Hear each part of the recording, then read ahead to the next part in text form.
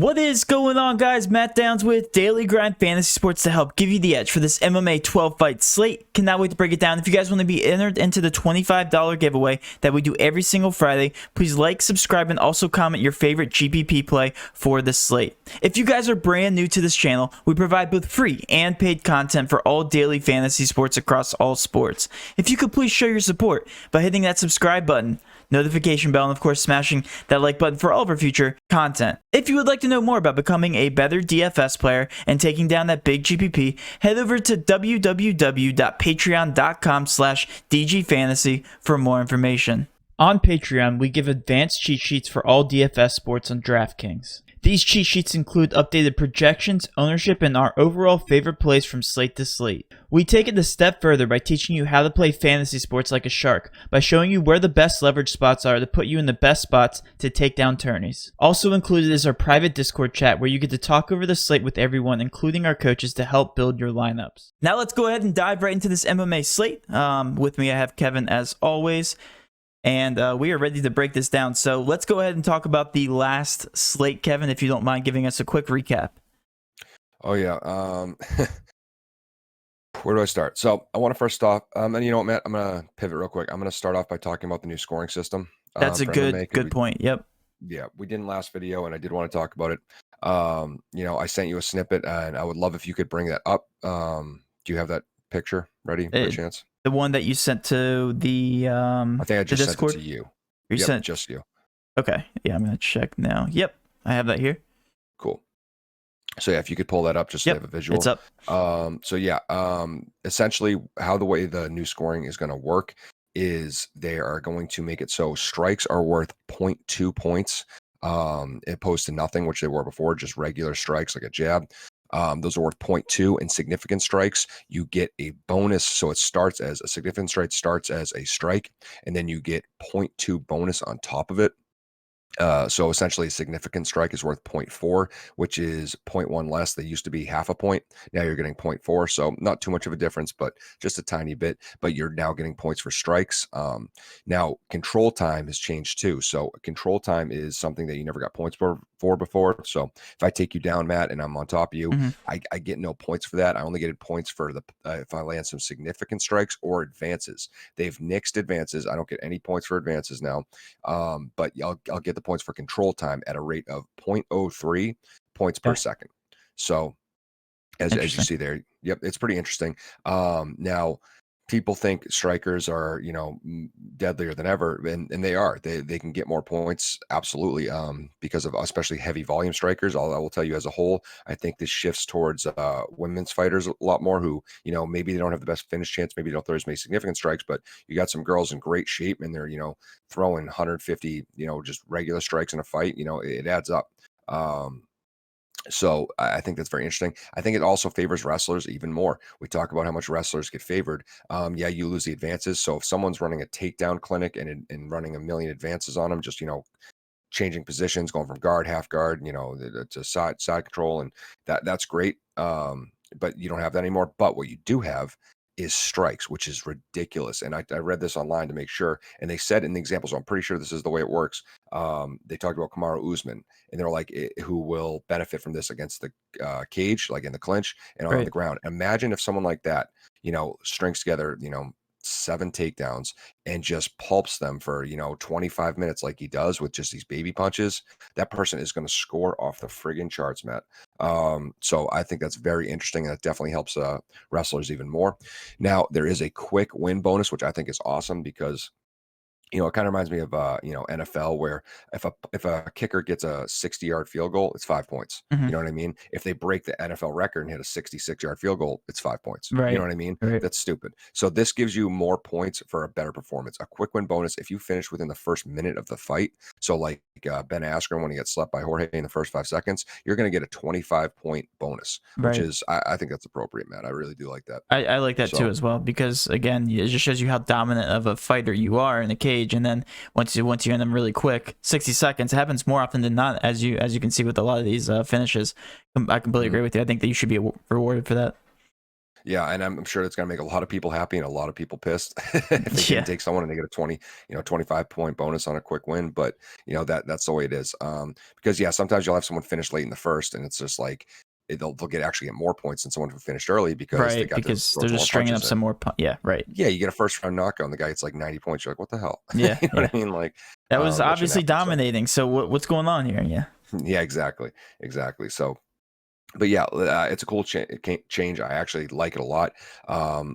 Shifts our mentality on a couple fights. But let's recap Wednesday real quick, Matt. So I'll be completely honest. This card was a roller coaster. So many fights did not go to my expectation for finishes and scoring and such. I got lit up a little bit. I'll be honest. I got lit up. But that being said, I was really hyped at the amount of Patreons that came up profitable and a couple winning hundreds and hundreds on the night. I mean, we saw people win, $400 or $500, and then there was, like I know you talked about, someone put down $12, won 200 or 300. So yeah, I was very excited to see how many people did well in that in the Patreon. That's what I do it for. We do it for you guys. You know what I mean? Like much rather have you guys, smoking the slate than me. And this was one of those ones where it absolutely happened like that. But let's run through them real quick, Matt, and we can talk about the optimal too. But let's just go through the fights and we'll talk about how it was kind of weird. But first fight was Fiorot versus Leonardo. I said it was very live, especially for a women's fight. And Fiorot got the sub, I believe, to clear 100 points, which is great for her. Mike Davis was a sharp counter, as we talked about, the high ownership on Mason, Matt. I told you people would fall into that trap of overexposure for the undefeated guy, and he was very high owned as the underdog. And so I said we did want to counter that with as much ownership for Mike Davis. And Mike Davis, didn't get the finish, but he actually scored very well. I think he got about 100 points in a decision, so that was nice. Was Mike Davis in the optimal? Davis, I'm looking for his name. I don't see him. Mike Davis scored 90.3. 90.3. Okay. Yeah. So he did okay. But still not bad. It was a nice counter. But Figueiredo didn't make my love list and won a pretty low scoring decision, I believe, right? What did Figueiredo get? Figueiredo got 76. Okay, yeah, so I'm not too worried about that.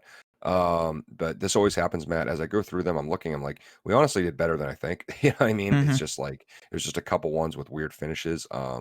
So I'm waiting for something to be like, that's where we sucked, and I think I found it. Well, the only red tag that you gave, the person did not make the optimal, so it's considered a win in my mind. Yeah, 100%. And I think Dolce and Sue were the ones that they made my GPP love list, 2 winners, which are awesome, but they didn't score too well, did they, Matt? No, they did not. Okay, so that's the one that's what hurt us a bit, but winning is still nice. And I think that's why we made some money, but maybe didn't get as many takedowns or optimals as we'd like. Right. But I did say that I said that, Matt, that minus 215 finish chance in the Dolce fight, I said was over. I was like, that's not right. It should be closer to like a minus 130 or something. You know what I mean? And didn't end in a finish as I expected. I was just like, that didn't seem right. We saw Ricky got the finish next as a core play as well, which was nice to see. I said Omari was a great cash play as a heavy underdog. I will say I thought he could win, but the submission surprised me, and I'm guessing that just shot him right up to optimal, Matt. Yep. So that was tough. Had Murphy as a loveless play, and he won, but again, miserably. Didn't score his price point, but didn't get the finish. Moving through, I said Schnell was on my GPP list and beat a tough Tyson Nam as the underdog. He scored pretty middle of the road, I believe. What did Schnell get, Matt? Schnell got 64. Yeah, not too great. Very I was the bad, underdog, which is nice, but still. But we were lights out for the rest of the card. I will say, Matt, I said to fade Vivian as a favorite. She didn't do too hot. I said 100% exposure to Ike and Vinicius. I'm not sure if that made the optimal, but I told you it would end in a finish, and Ike knocked him out. So Ike made the optimal. Beautiful. We actually got an at on Twitter while that fight was going. He was like, I listened to your advice, and sure enough, there he was right there in the optimal. Beautiful. Yep. Nice. Thanks, Ike. I hope he isn't mad. I called him a trash bag. they're still both trash bags. Yeah. We're not going to change our response on that. But yeah, Punt King, I was saying that, does it again. Warley Alves, Matt. Awesome. Did first round finish, broke the slate. That was one of our big counters, I think. Made us look pretty good and made us 16% I think have the most success. What percent? 16% owned. Oof. And what did he get? He got 116. At like what, 7K or something? Yeah, he literally was the highest score on the second highest score on the slate. Punts, man. Punts. At least we knocked those out of the park. Yep. So as Conor McGregor says, I predict these things, and we'll see him later on in the slate.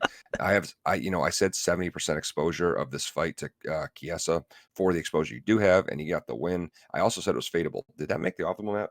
Chiesa did make the optimal because of his price tag and because 101 did beat out a pretty low score, which was almost there, Kevin. My full fade of the first fight almost worked out. You're did close. Not though. Very close, but yeah, that's why I did say 70% Chiesa of what you would have of that, because I liked him better as the underdog, 100%. Because like you said, the pricing makes it a lot easier to make optimal in a snooze fest.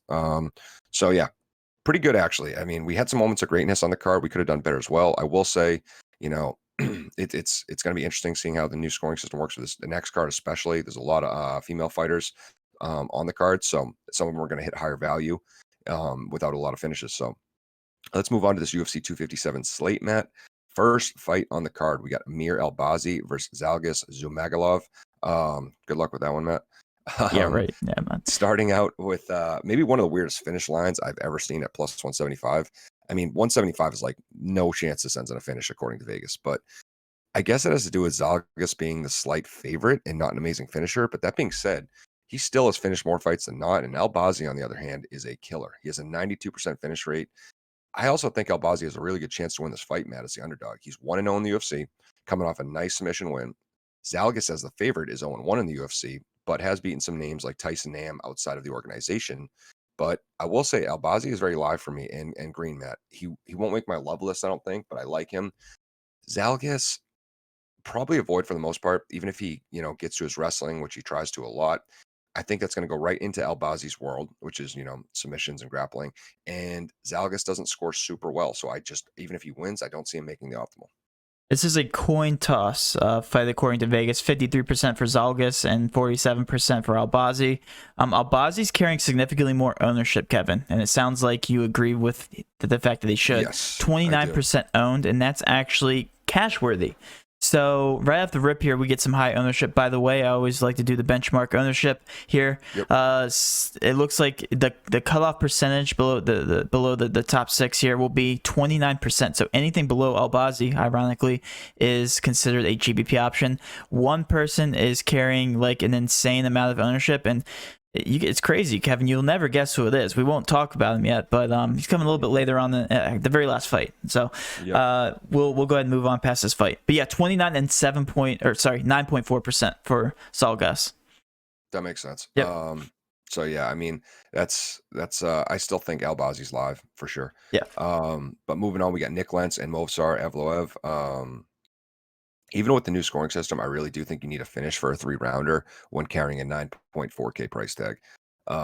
It's just the way it is. Yep. You know what I mean? It's just too tough not to, unless everything blows up on the slate. Movsar has, he carries decent volume, but I just don't think it's enough to clear that, tag and decision for tourneys. I think Movsar is a unit, and 3-0 in the UFC, 13-0 overall. I think he makes for a great cash games play. I expect him to win. He's a -500 favorite, and he's fighting a journeyman like Nick Lentz. So in cash games, I think that's a great pick. Also, slightly due to the fact, is 3 wins. Movsar has yet to finish someone, so that's why I'm kind of also avoiding, GPPs. I think Lentz is tough. I would avoid him for the most part as the heaviest underdog on the card. Movsar, 38.4%, which is the 4th highest on the card. So we have some high ownership here very early on. 9.4K, like you said, very obvious pay-up option for cash. You look at the Vegas totals and you look at the price tag, you're like, okay, well, that's going to be my obvious one. Just going to chalk that up. But for GPP, you said not as much upside, correct? Yeah, I don't believe so. I mean, this fight actually has a +180 finish chance, man. Oh, yeah. Then heck no. Miserable. Yeah. So that might be a sharp fade right there. I'm not saying I'm going to, but that could be a sharp fade. Yeah, and even with the new scoring system, like I said, at +3, and in 3-round fights, it's just so hard at 9,400 to hit that price point. Green or yellow? Yellow, right? Green Movsar. Green? Okay. He's still green. It's just green for cash. You know what I mean? Right. Are you doing GPP greens? I'm doing GPP. Yellow. You have to make the decision, Kevin. I'm putting you to it. So yellow. Yep. Yellow, guys. We're going to make that a yellow fight. I think he would have to go above and beyond the Call of Duty to make optimal. Got it. Who knows? That's why it's yellow. I mean, he could get the finish. He's a very, very good fighter. But yeah, moving on, we got Andrew Sanchez versus Mahmoud Muradov. Sanchez is coming off a pretty filthy knockout of Wellington Turman, Matt, to be honest. I was watching that fight and live, and I've never seen Andrew Sanchez look so crisp and just overall good. I don't think he's that amazing of a fighter, but he looked friggin' good. He looked conditioned. He looked strong. He looked fit. He looked, I mean, everything. His punches were just had a snap to him. So, I mean, he is an okay fighter. He's 5-3 in the UFC, with 2 of his losses being to Marvin Vettori and Anthony Smith. So, I mean, that's pretty good. I think he is live in this fight, though I will certainly have both sides. I think Mahmoud is a monster and a killer, Matt. I mean, he's a great finisher. He's got 19 finishes of his 24 wins. He has looked lights out in his 2 UFC wins, and he's currently riding a 4-year, 13-fight win streak. So Sanchez isn't as good of a finisher, but even without a finish, I think he can easily make the optimal at 7,600 with the new scoring. So I think both sides are fair, and I think the pricing is accurate on both. And I like that dynamic, Matt, because like if Mahmoud wins, he should finish. If Andrew Sanchez wins, he could finish, but even in a decision at that price tag, he's looking great. So I really like fights like this where we can, kind of lock in and target both sides. Well, there's one player I like more than the other in this one. That's because it looks like people are paying down for Sanchez. It looks like that's going to be a pretty good pay down option in terms of ownership. It's literally, Kevin, they're the exact same ownership. I've never seen this before. 23.6% for Sanchez, and Mahmoud at 23.5%, so literally 0.1% off. So they're going to carry the exact same amount of ownership, which means that Mahmoud is very good for leverage. Yep. Mahmoud 100% at 8,600. So I do like that a lot. I still like both, but yeah, I mean, absolute, both have a very good chance of clearing their price tag. For sure. Moving on, we got Khalil Roundtree versus Marcin Prachinio. I think these are 2 good options for their pricing, honestly, Matt. Okay. This fight is a -400 finish chance, and I totally buy it. I believe that. Roundtree has crazy power. What? Yeah. I'm just looking at the ownership. I'm ready to jump on this. Good. Yeah. So Roundtree has crazy power, and he also has been finished a fair bit. And Prachinio is, he has an 85% finish rate, and he's been knocked out in all 3 of his UFC fights. So I like Roundtree as a pay-up option, obviously. I mean, with Prachinio being knocked out all 3 of his UFC, fights, I would assume that's, where this fight should end with Roundtree. That being said, outside of the UFC, Prachinio was actually pretty damn good, Matt. He was a deadly guy, and Roundtree does look less than elite at points. We've seen him, struggle sometimes. So both sides are live in this one, and I'm curious to see what the ownership is looking like, Matt. Very skewed. Roundtree 49% owned, which is the second highest on the card. Kevin Prachinio, am I saying that right? Prachinio, yep. Okay, 9.5% owned. So virtually. It looks like the second lowest, but it's literally almost tied for second lowest. So yeah, I mean, I think Prachinio is a reach punt. I think he's definitely a reach. Like I said, he's 0-3. If he wins, though, I mean, that's not automatic optimal, right? Huge leverage, and that's the thing. Like, I think he sucks. Like to a degree. Like, I mean, the truth comes out. He was very good outside of the UFC, but in the UFC, he's looked absolutely miserable. But Roundtree is this guy. He just has crappy performances sometimes, and he can get finished. So and that's the thing. Like, there is such a good finish chance on this card. I mean, this fight rather. I don't want to avoid both sides. Sure. You know what I mean? That's why another reason Prachinio's green. I think this fight should absolutely end in a finish. Best finish chance on the slate by far. It's a slate breaker. So yeah, it is a slate breaker. So if you don't want to be like just all in on Roundtree and have none of the guy who's at 9% and has a puncher's chance. Yep. They're giving him a 12% chance, so not that great, but if you're willing to take a 12% chance, go for it. Yeah, and I think that that could be huge leverage, like you talked about. Roundtree, on the other hand, even at that percentage, I think you got to take a lot of them, just because again. I'm sorry, I can't do math. It's 22%.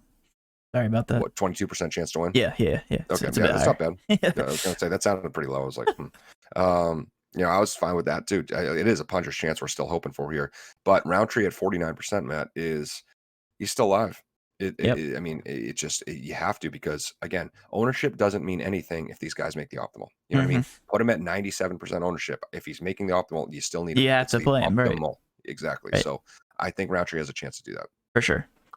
So moving on, Matt, we got can't believe I'm seeing this, Sarah McMann on a card again. I love it. As you probably don't know this, Matt, but she's probably my favorite women's fighter of all time. I don't. So yeah, I love Sarah McMann. She was an Olympic silver medalist in wrestling for freestyle. She was, I believe, the first silver medalist the U.S. has ever had in freestyle wrestling. So that was pretty cool.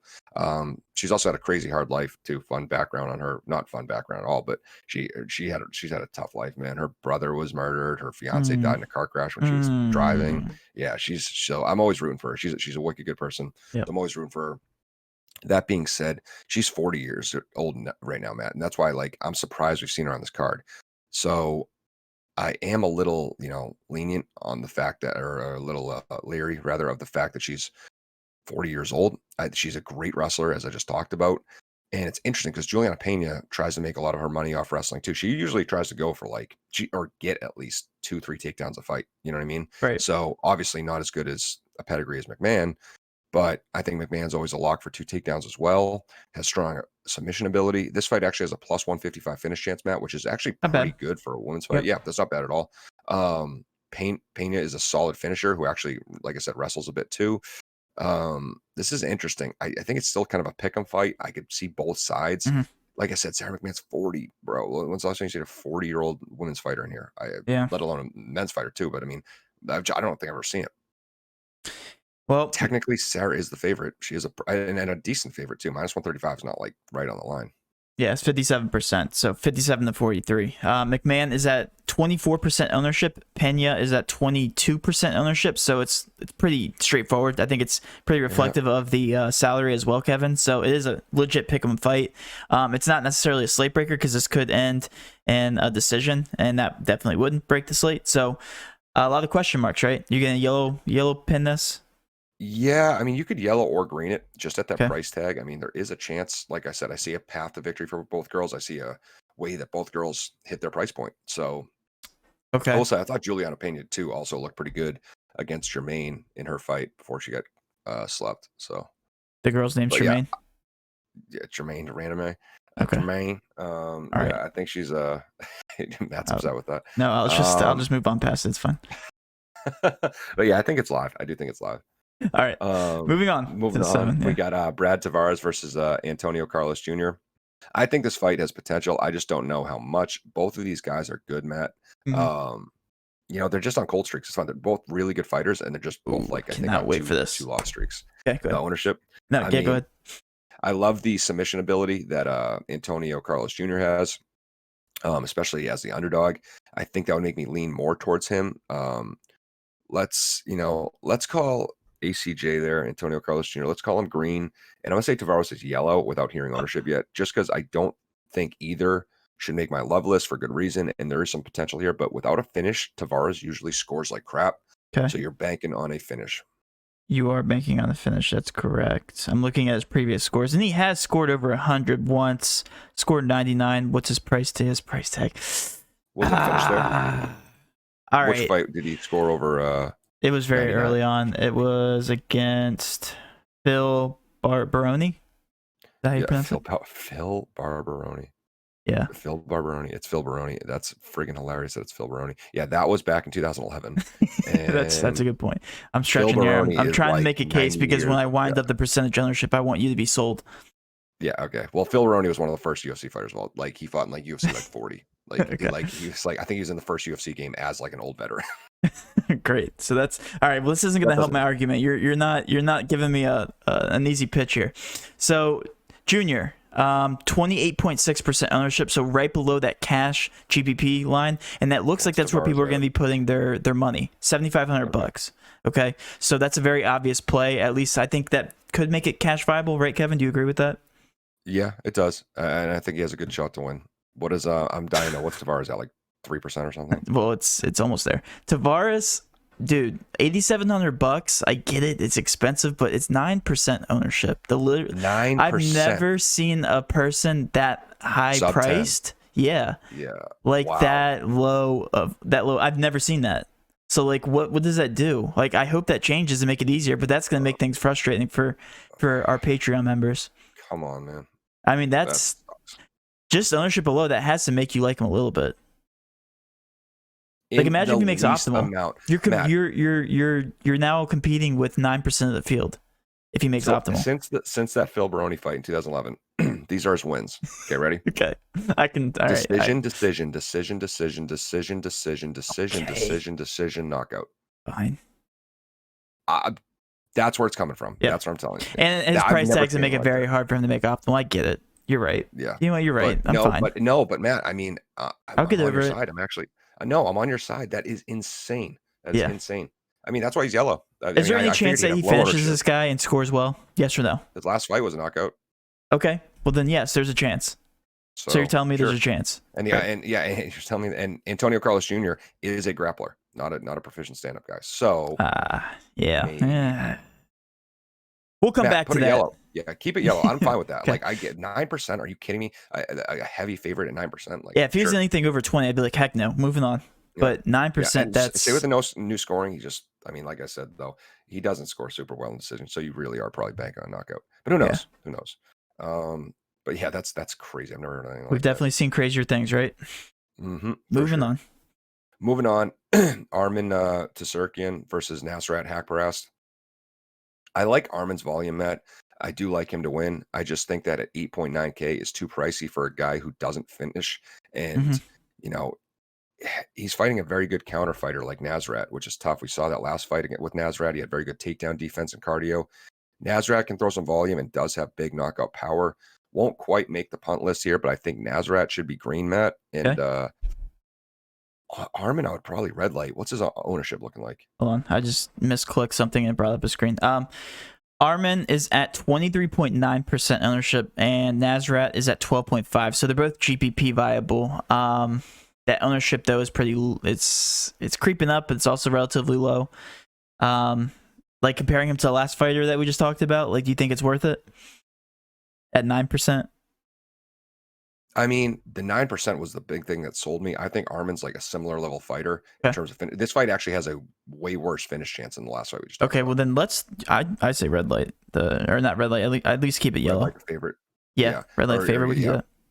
Yeah, red light favorite. I mean, he has the grappling pedigree. Let's yellow him. Let's yellow Armin and green Nasrat. Got it. All right. You know, I don't want to quite just because he has that submission ability, and like I said, Nasrat is a good his striker. Ownership's low, so yeah, okay, that's good. Yep. Moving on to Marina Rodriguez versus Amanda Hebus. These girls are very, very talented, Matt. I am an Amanda Hebus fan, even though she is annoying as hell in the interviews. I don't know if you remember her last time, but she's so annoying. But I've been looking at this fight for about 15 minutes. I can't wait for the comments. Just go for it. Yeah, I said she's one of my favorite fighters. Yeah, but you're also calling her. Do you know what? Just with Conor McGregor being on the card, I just can't wait for the comments. Regardless, of what you say. Just any comments, guys. Just go ahead and roast us. It's fine. I mean, if you saw her, she would not shut up and stop dancing and freaking out. But anyway, I really do like her. I think she's an awesome fighter, and there's so many different stances I could take on this one. I looked at this one for like 15 minutes, Matt. I couldn't figure out what I want to do with it. It's a decent finish chance for a female fight. I don't love the pricing. I think Amanda is a stud and should win.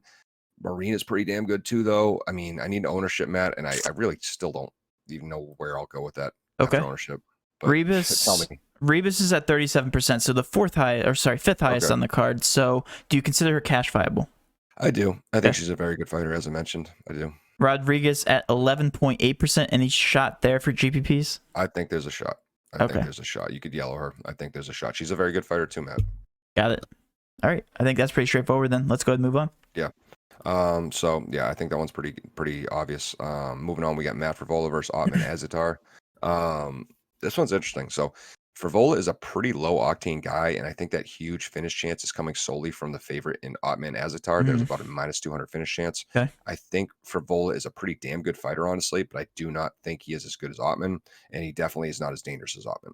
Ottman is scary. I mean, he's got 12 finishes of his 13 wins, Matt, and that's pretty scary. And I've been thoroughly impressed with him in his 2 UFC fights. He's 13-0. Overall, and he's one of my favorite GPP love list picks, honestly, on the slate, Matt. At a still reasonable 8.8K. You know how much I love that price range, Matt, that 8.7 to 8.8. I was about to say, no wonder why Tavares is that low owned, because you have guys looking like this guy just staring at you in the face. Eating all of it up. Yep. What's he at? So he's at 40%, which is going to be the third highest. Sure. Still GPP. Still. Yep. You gotta. Yeah, it's too. How about the other guy? Frevola is at 23.9%. I think Frevola is a really good fighter, Matt. Okay. I just don't. I don't believe. I really think Ottman's better. That's tough. That was one of those ones that was tough. Frevola was looking me down, and the ownership is pretty low. So. That one's tough. What is it again? 23.9. He just came off. I mean, it was a split decision, but he did beat Luis Pena, which is pretty impressive. They're giving him a 39% chance to win, so not bad. Okay, yeah, throw him. I mean, throw him a yellow. Okay, That's fine. yellow it is. No fade, no fade there. Moving on to Jessica I and Joanne Calderwood. Jessica I is someone I think you can red light, Matt. Fade her. These girls are not great finishers. They're not super great fighters in general. The only real upside I see here, and you could put a yellow on Joanne, is she throws a ton of volume and does have potential to make optimal with a decision. But that's about it. Okay. So Joanne has a 20.9% ownership and I has a 19.1. I think the combined ownership relatively is high on these fighters. The decision percentage is very high as well, so that's kind of confusing. Why is it so high? Yeah, this is, I don't know. This is, I mean, maybe the names, maybe the fact it's, third from the top. So yeah, think that could be it. It's a higher octane fight, but I don't know. I would take maybe a piece of Calderwood, especially at that ownership or the price tag. But I should probably avoid I, to be honest. That's inflated ownership to me. Yeah. All right. There's a lot better ones I'm seeing like around I's price tag that I'd much rather have. Right. Co-main. Awesome co-main, man. I'm super hyped for this one. This is a co-main. I mean, this is it. Dan Hooker coming off one of the best fights I've ever seen in my life with Dustin Poirier versus the best I'll say best one or two Bellator fighters in history, in my opinion, coming over to UFC. This doesn't happen, Matt. We had Ben Askren come over. I mean, usually Bellator gets a lot of the scraps of UFC. They get the washed out veterans. They get the people who just maybe for whatever reason like Gegard Mousasi was on top of the world when he went over, but it's we don't see it go the other way where Bellator gives a lot back. I mean, that's mostly because Dana's just kind of a dick, but that's why. But Michael Chandler, coming over, I'm super hyped. Like I said, I think he's the best Bellator fighter in history, if not Patricio Pitbull. But I think this is going to be a very fun fight. Michael Chandler is so tough. I know a lot of people don't know him because he hasn't been in the UFC. I've watched a ton of Bellator, Matt, and I've seen almost every single Michael Chandler fight, and he has beaten some big names. He's beaten Benson Henderson, I believe, twice, Eddie Alvarez, and he still, doesn't quite have the resume or competition Hooker does, just because, again, you're not going to get that in Bellator. And like in the UFC, Hooker's fighting, top X amount of guys every single week, or every single fight, rather. But this one is easy for me, Matt. I think there are enough low octane fighters on this card, like we talked about, where I think I'm going to target this fight near about 100%. There's, like I said, there's enough. What? To get the ownership's not making sense then. Go ahead. Really? Okay. Yeah. Well, I think it's because people are split probably, and both guys, don't know, they don't know where to put the money, but both guys are really good finishers for, lightweights. Both guys are very good finishers. They can crack, and I think the winner should make optimal at these price tags, Matt. I really do. Okay. Hooker will have a size advantage. He's got the reach. Chandler's much shorter. I think Hooker probably has 4 or 5 inches on him, but Chandler is strong as hell. He can always fall back on his elite wrestling background. He's a D1 wrestler, and I think this should be a blast, Matt. This should be a really good fight. So you believe it's going to be a slate breaker as well? Well, you tell me the ownership, and I'll tell you. Oh, it's 28.2% on Hooker, and Chandler is 19.5%. So they're both GPP. Crazy. Like, what is crazy. That? You expect one of those guys to be in cash territory easily, right? Yep, definitely. I mean, that's a super live fight for that. I mean, I'm almost like kind of wondering where the rest of the ownership's going. Like, I'm just looking at around those price tags, like somewhat relative to that is like Sarah McMann and Pena. I like this fight way more. Brad Tavares, San Antonio, like this fight way more. Right. It just doesn't make much sense. Zalgas and Amir, I like this fight way more. It's just like, I don't know. And it's just crazy. That's crazy to me. Yeah. Well, guess what? We have the most boring fight coming up next year with McGregor, Poirier. What are your thoughts? Just get it over with. We don't even talk about it. It's just boring. Yeah.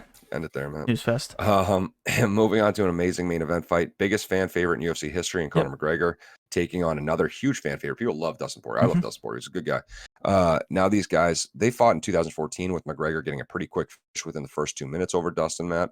I think Dustin has improved actually more so than Conor has since then. Okay. I mean, he's come into a world of his own. I mean, that being said, Conor's still a very tall mountain to climb and a tough riddle to solve. I think at this pricing, you can't say that Conor doesn't make an awesome GPP play, even, what I'm guessing will be the silliest ownership ever. Don't tell me yet, but I'm just assuming it's going to be. It's not the craziest that we've seen, but it's pretty crazy. Really? Okay. Yeah. What was that one? We had one, the other.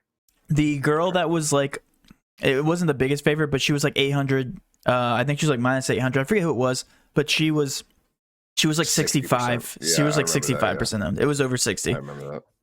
We also had a huge fan favorite recently, like some just like people love, and I can't remember who it was. Yeah. But yeah, I'll figure it out. Regardless, this yeah. is right up there. So go ahead. Oh, it's crazy. But yeah, at this pricing, you can't say that Connor doesn't make an awesome GPP target. Like I said, and I think Dustin makes a great punt. So that is exactly where I put them. As to a winner, I think Connor is just better on his feet, slightly more crisp. Dustin can crack, still has great power, great submission ability. I think he's a little more well-rounded than Connor. And let's not forget that, Dustin has beaten some of the best fighters in the world. He beat Max Holloway, the guy we just saw look like the best fighter in the world. He beat Max Holloway twice. Connor beat him once too. So, I mean, these guys are super, super elite. I think the line's super accurate. I think the line gives it around a 75 plus, 75-ish chance for Connor to win this fight, Matt? They give him a 76. So, yep. 76. So I think it's a little closer to like 70. Okay. I think Poirier's live, and I do think Connor's, obviously should win still, but I think it's live, and this is a minus 400 chance, so I would not stack this. Granted, for some weird reason, I keep replaying it in my head where these guys just have the fight of the year and it's a bloodbath and they go 5, but maybe that's just wishful thinking. So I'm not saying stack this minus 400. I just think we've seen weird things happen, especially with the new scoring system and the volume these guys throw. But yeah, the winner of this should absolutely make the optimal, no problem. The only reason I say this could be stackable again, Kevin, and I've said this many times, is because Poirier is only $7,100, and again, like, I'm not saying stack it, but like, it still makes for an intriguing target. Because even if Poirier wins, like, you're gonna be winning all your cash contests, because right now he's showing 23.5% ownership. And it's obvious that Conor McGregor is 60.5% owned, Kevin. That is going to be the highest inflated on the slate. If you're a casual, obviously you're going to play McGregor, and I think a lot of casuals are coming out of the grave to play some MMA DFS this weekend, right? Because McGregor's on it. We have a $200,000 of first contest looking at us in the eye, so a lot of people are going to be playing just because McGregor is on the slate. So 60.5%, Kevin. Cash, obviously, GPP worthy, right? Because he should make optimal if he wins. Same thing with Poirier, right? Yep, 100%. Love Poirier for leverage, 100%. 23.5% is just really, really low. Poirier's freaking good. I know Connor's amazing, but so is Poirier. People sleep on Poirier. I mean, again, look what Poirier did to Gaethje. Look what Poirier did. He's so freaking good, man. Yeah, Poirier's so much better than McGregor. So much. It's not even. I'm trying to get him. Going for dislikes. Yep, going for it. I want to see as many No, I'm kidding. No, please don't. I'm like, please don't. That's like, go for it. But yeah, I think it's an awesome fight. And I think both guys are super live in that one. That fight, I would just absolutely be blown away if that fight doesn't make the optimal. Yeah, it should. But yeah, let's go through run through real quick. Yep. So yeah, core plays and fights. Movsar, heaviest favorite and undefeated against a journeyman. So I like this. Connor, highest owned. What's his ownership again? You never told me. 60.5. Sorry, I did. I think I just went right past it. Okay, yeah, 60.5. So I'm pretty sure that's the second highest we've ever seen. Yeah, highest owned on the card by far. I mean, it's Connor. It's crazy. He's amazing. GPP plays, Roundtree, solid knockout ability in Prachinio, has been cleaned in all 3 of his UFC fights, so I do love that, even at his high ownership. Ottman, crazy finish ability and is an undefeated fighter. I think he's very good. Hooker and Chandler, crazy low ownership for that. I'm surprised. And big knockout ability for both guys, and should be a super high-paced fight at that pricing. These guys, Matt, I think, like Hooker, after last fight, he wants to prove he's the next guy up. He's thinking, like, say Connor beats Dustin, he might be next up for a shot, because he lost to Dustin, but it was close. Or vice versa, Dustin, wins, he gets a rematch. And then Chandler's like, hey, I'm the new kid on the block. I got something to prove. I can prove I can hang at the UFC level. I think it's gonna be a very high paced fight. And then you got Sanchez versus Muradov. Both have good finish ability in relation to their price tags. And I think they should score well. I love the price tags on those guys. Punts, we have Prachinio, good power, and Khalil can be finished. I think that one is like, it is a reach, Matt. I understand it's a reach. Usually I don't like taking guys around the 6,900 mark. If Roundtree was more consistent and didn't show him as many cracks in his armor as he does, I wouldn't pick it, but I'm going to say Prachinio's live. Poirier, amazing fighter. I mean, people cannot sleep on this kid. He's absolutely freaking amazing. If he somehow gets this fight to the ground, Connor could still be in trouble. So I think this is a great punt target. All right, just breezing right through all of the analysis, guys. Biggest fight in a long time, McGregor. When we see him on the card, obviously a lot of people are going to be watching. I'm going to be watching. So if you guys could show us some support, we're completely joking. Please do like the video. Please do subscribe to the channel. We do this every single MMA slate. So if you make some money from us, feel free to subscribe to the channel. If you guys did enjoy this video, please do hit that subscription button, notification bell. Of course, guys, always smash that like button. With all that being said, have a great rest of your weekend, and let's cash.